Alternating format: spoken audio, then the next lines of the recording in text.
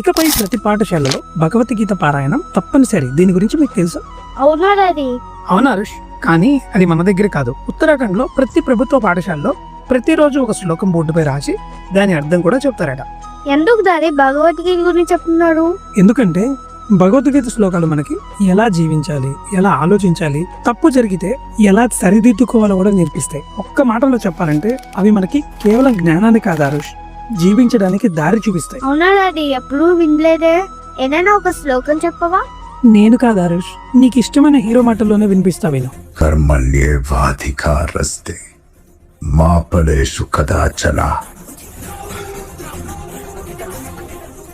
మా కర్మ ఫల హేతుర్భూ మా తే సంగోస్త్వ కర్మణి. ఏంటి డాడీ దీని అర్థం? దీని అర్థం కావాలా? అయితే ఇది విను. ఫలితంతో సంబంధం లేదు దొరా. నా ఒంట్లో ఆఖరి రక్తపు బొట్టున్నంత వరకు ఆశయం వైపు అడుగేస్తూనే ఉంటాను. చాలా బాగుంది కదా డాడీ.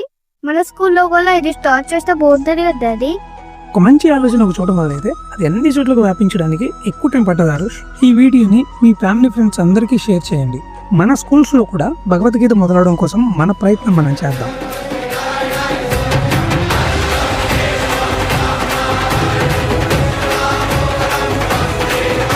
మీరు ఎవరు?